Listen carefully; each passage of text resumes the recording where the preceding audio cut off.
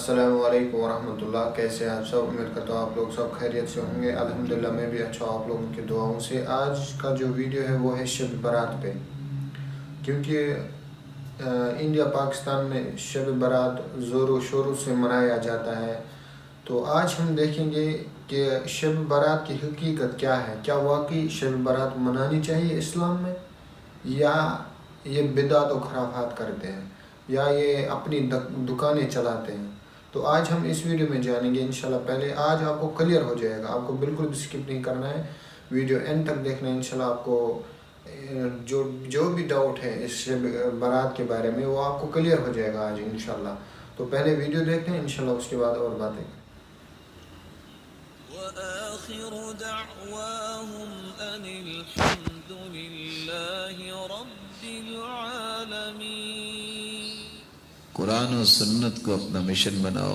114 صورتیں ہیں، کوئی ہے آیت اس کے بارے میں؟ آپ تھوڑا سا اس بارے میں سوچا کریں کہ یہ کام جو اس وقت ہو رہا ہے، قرآن میں تو اللہ نے سب کچھ بیان کیا، کوئی ایک آیت بھی آئی ہے؟ اللہ آپ کو سلامت رکھے۔ اچھا کیا آپ نے۔ سورہ دخان کا حوالہ، سورہ دخان میں اللہ فرماتے ہیں اِنَّا أَنزَلْنَاهُ فِي لَيْلَةٍ مُبَارَكَةٍ، ہم نے قرآن کو بابرکت رات میں اتارا، اور ساتھ ہی یہ فرمایا فِيهَا يُفْرَقُ كُلُّ أَمْرٍ حَكِيمٍ، اس رات میں قسمت کے فیصلے ہوتے ہیں۔ آپ میرے ساتھ ہیں؟ قرآن کہتا ہے اِنَّا أَنزَلْنَاهُ فِي لَيْلَةٍ مُبَارَكَةٍ، ہم نے قرآن کو برکت والی رات میں اتارا۔ سن لیا آپ نے؟ قرآن یہ بھی کہتا ہے شہر رمضان الذی انزل فیہ القرآن، رمضان کا مہینہ وہ ہے جس میں قرآن کو نازل کیا گیا۔ سن رہے ہیں آپ؟ میرے ساتھ ہیں؟ قرآن یہ بھی کہتا ہے اِنَّا أَنزَلْنَاهُ فِي لَيْلَةِ الْقَدْرِ، ہم نے قرآن کو کب اتارا؟ اگر یہ سمجھے کہ لیلۃ المبارکہ یہ سورہ دخان میں اس سے مراد یہ رات ہے، تو پھر قرآن رجب میں اترا تھا کہ شعبان میں؟ بولیے، تو یہ تھوڑا سا آپس میں کلیش نہیں ہو گیا؟ کیونکہ قرآن تو کہہ رہا ہے نا کہ رمضان میں اتارا گیا اور لیلۃ القدر میں، تو شاید آج کل تبدیلی بھی کافی آ رہی ہے، تو لیلۃ القدر کہیں شعبان اور رجب میں تو نہیں آ جاتی آج کل؟ کب ہوتی ہے؟ رمضان میں ہوتی ہے۔ تو آپ ان تینوں آیتوں کو سمجھیے میرے پیارے بھائی۔ کیسے سمجھیں گے؟ اِنَّا أَنزَلْنَاهُ فِي لَيْلَةٍ مُبَارَكَةٍ، قرآن کو ہم نے برکت والی رات میں اتارا ہے۔ اِنَّا أَنزَلْنَاهُ فِي لَيْلَةِ الْقَدْرِ، جو لیلۃ القدر کی رات ہے اور جو رمضان میں ہوتی ہے۔ معنی پورا ہو گیا کہ اگر آپ تینوں آیتوں کو ملا کے سمجھیں گے آپ کو کیا پریشانی ہے؟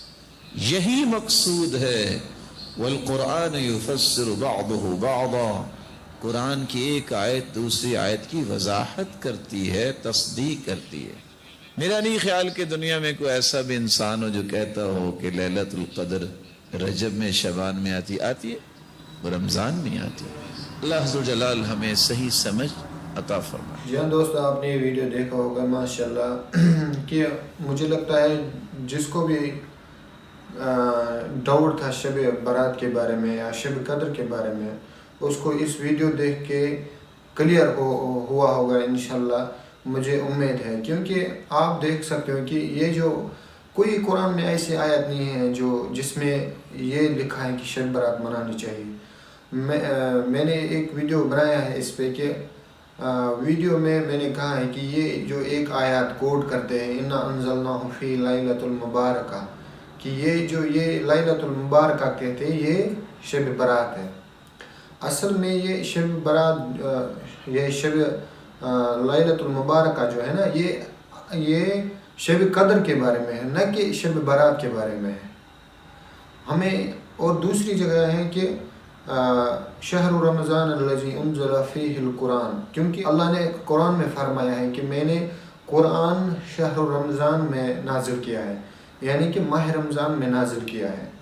اور دوسری آیت میں یہ بھی ہے کہ دوسری سورہ میں یہ ان انزلناہ فی لیلۃ القدر، یعنی کہ میں نے شب قدر کے دن یہ نازل، یہ جو شب برات ہے نا، اصل میں یہ شیعوں سے آیا ہے، کیونکہ شیعہ جو کہتے ہیں وہ ان کا جو 12واں امام ہے، اسی کے خوشی میں یہ شب برات مناتے ہیں۔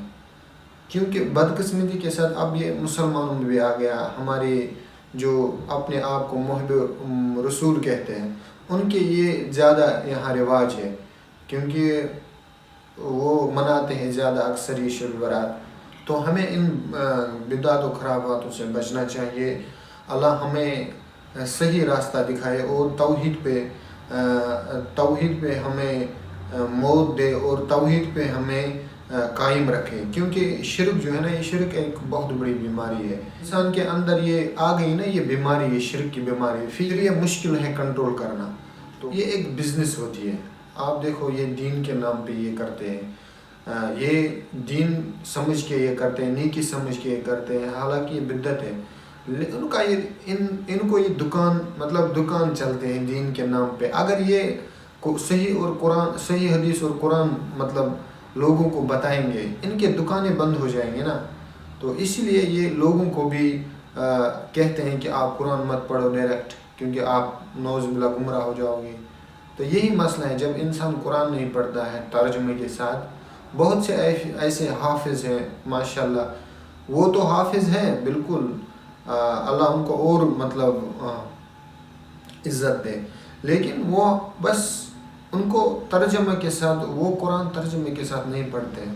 تو اس لیے اتنی جہالت ہوتی ہے کہ آپ دیکھو گے کہ وہ بھی اسی سے حوالہ دیتے ہیں کہ یہ آپ خود سوچو، بدعت کا بھی حوالہ وہ قرآن سے ہی نکالتے ہیں، انا انزلناہ فی لیلۃ المبارکہ۔